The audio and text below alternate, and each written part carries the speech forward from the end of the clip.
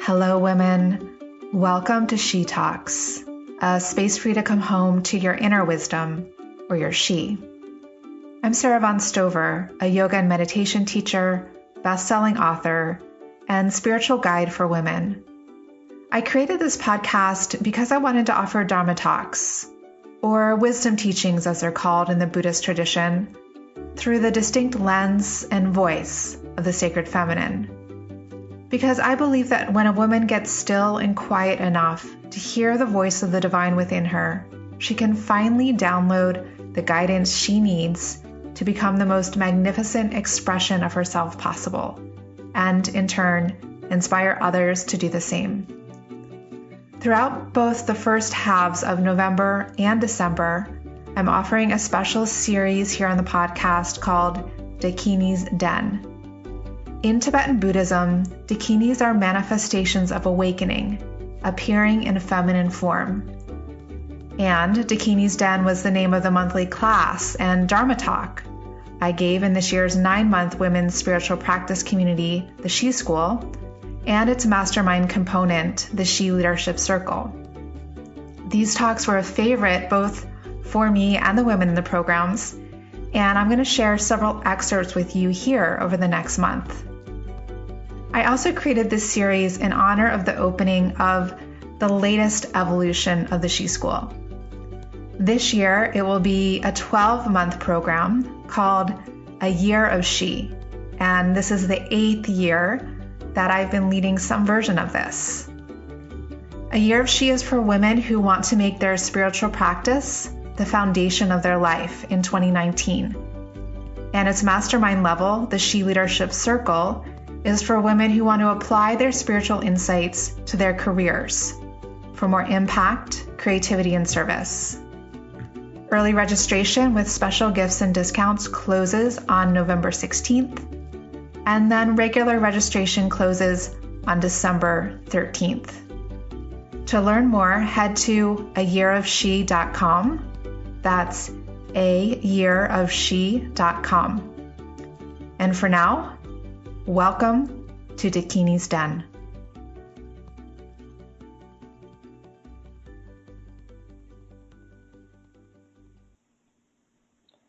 Happiness.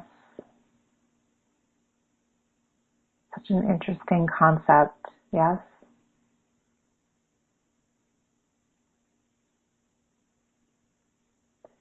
There are so many different flavors of happiness.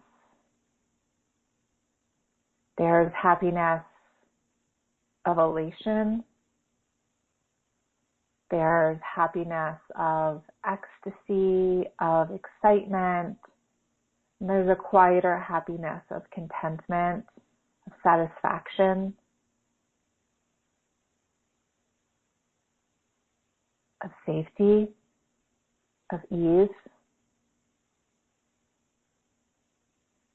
And all the things that we want in life, in the present moment,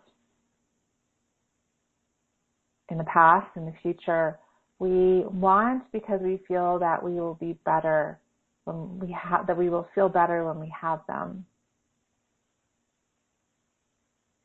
And this is one of the flawed premises about how the universe works. And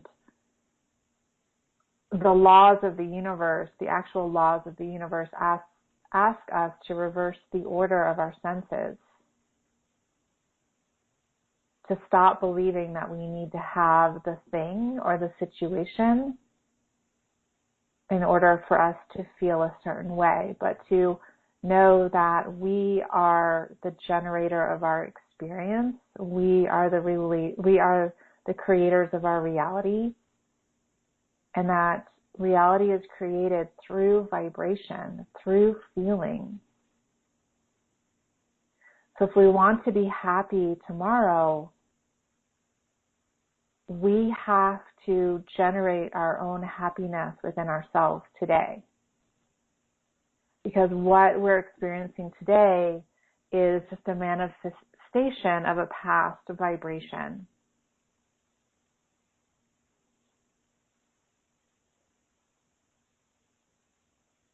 this puts a tremendous amount of control, actually all the control, in our hands. We are not the victims of circumstances. We are the source of circumstance. We are the cause of matter in our lives. Everything happening around us is a reflection of our own minds. So vibration, it starts with thought. Literally, when we think a thought, it sends neural peptides down into the body, which become emotions. And if we think those thoughts regularly, then those neural peptides are released regularly, then we experience those emotions regularly, then those emotions become our attitude, and then over time they become our personality.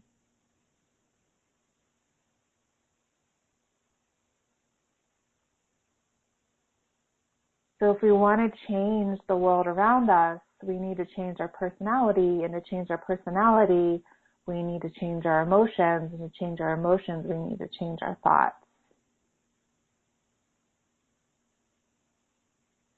So how do we change our thoughts? How do we actually become the master of our minds? Like that is the key to the universe, is to become a master of your mind.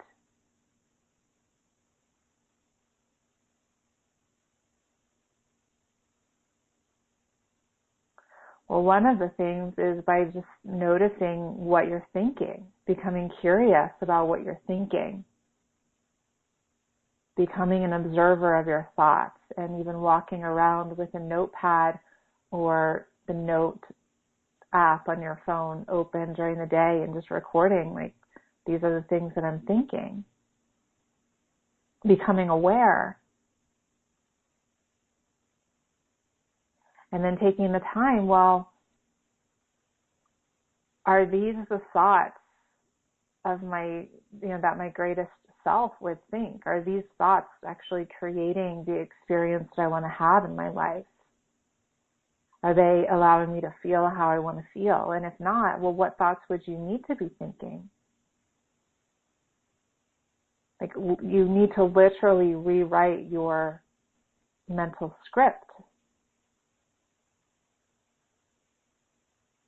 What would the healthiest, happiest version of yourself be thinking? In this situation, in this situation, in this situation. And then how would that healthiest, happiest, greatest expression of yourself act in those situations?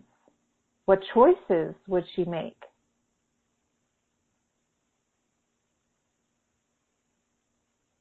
We can't just expect that that person is going to automatically appear a year down the line, 9 months down the line, 5 years down the line. It's like that person is going to be created through your efforts today. You need to decide who you want to be and then start being that person, and knowing that the source of that begins in your mind. Everything begins in the mind. Our minds are so powerful. They can create hell around us, or they can create heaven around us. They can make us feel as good or as bad as we are willing to allow ourselves to feel. No one else is doing that but you.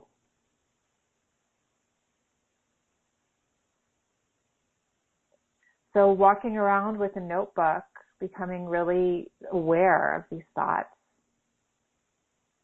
A lot of them aren't even yours. They're just kind of like programmed in with this time that you were born into. Can start to question them. We're living in a time where paradigms are falling apart all around us.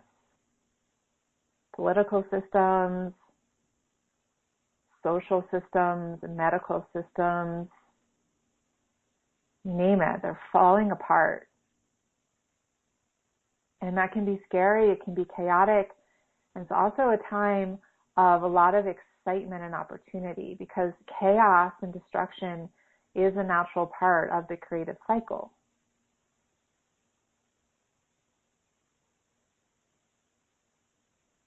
With this, there is a lot breaking down in the realm of womanhood and what it has meant to be a woman. You really question a lot of things about our womanhood. Find that we have a lot more freedom than we're allowing ourselves to acknowledge, or than we're having the courage to embrace, than we're having the conviction to speak about or to create.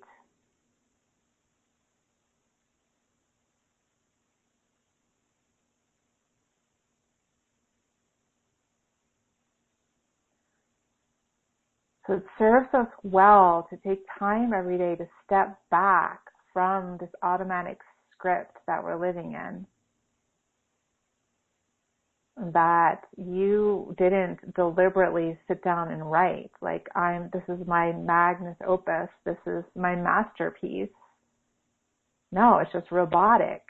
You're just doing it because that's what you think you need to do, because that's how you've always done it, because you never learned that it could be different. You never learned that you are the cause of matter in your life, that you are the one who has the ultimate say in how things are going to go.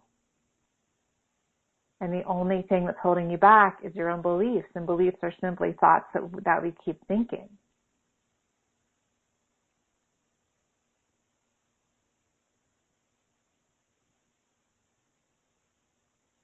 They're addictive thought patterns. Yeah, they're hard to break, just like any addiction is. They take constant vigilance.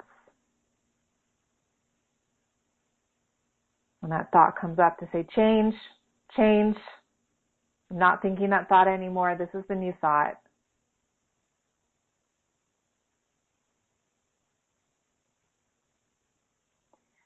And to really be the masters of our time and space, of our environment.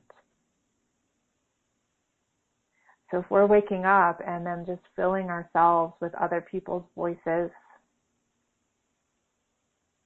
in our email accounts, the voices in our social media accounts, the voices in the news or on the radio or in our text messages or in our voicemails, in our household, filling ourselves with those other voices. Just like, we had a call earlier today with Julie Cobb on how to be more intuitive. Then we're reifying the already strong infrastructure that we have in us as women to live our lives from a place of external shoulds. And we're not listening to that still true voice within us, to our she, to the voice of God, as she speaks very distinctly to each of us. So meditation is the time each morning to empty ourselves. And most of what we do during the day is to fill it up. No room for ourselves. No room to authentically feel or hear ourselves. Meditation is a time to empty ourselves, to become naked, so to speak, before God, before Source, however you want to, whatever terms you have for it.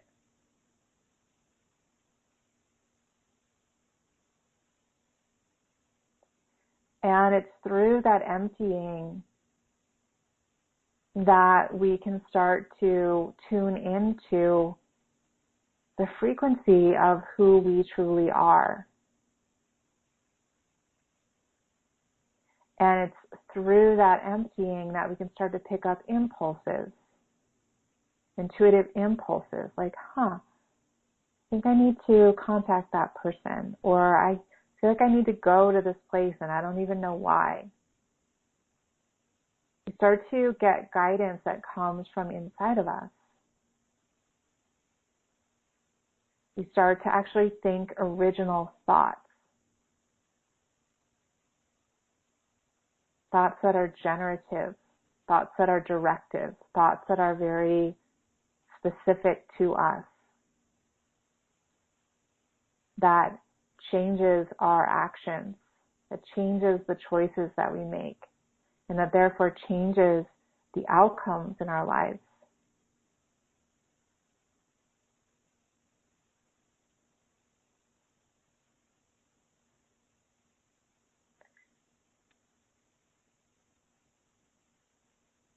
We cannot live our lives from our intellects alone, or really from our intellects at all. Our intellects, I love my intellect. I love learning. I love the complexity of mind. And it needs to work in harmony with the other parts of myself. And like we talked about with Julie today, just the role of feeling. Feeling tells us so much about where we are in relationship to ourselves. Tells us so much about energy. And in our talk this morning about anger, our anger, when anger starts to arise in a woman, when rage starts to move through a woman, it's really her reclamation of power. This is my energy. This is my life force. If you're inspired to live these teachings in your daily life, come on over and explore A Year of She at ayearofshe.com. This is a 365-day course with women's yoga classes, meditation, Dharma talks, community, seasonal living, and so much more. We're a sisterhood that doesn't just talk about things, we actually practice. And this isn't about crystals and rituals, although we love those things too.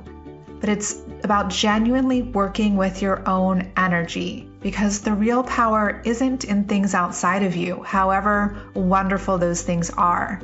The real power is in you, and it's a rare woman who really lives that. Remember, registration is only open once a year, which is right now, and our 12-month journey starts on January 1st. It would be an honor to support you in stepping into your strength, feminine wisdom, and power in the year ahead. Until next time, I am sending you my heartfelt support. Thank you so much for being part of our sisterhood.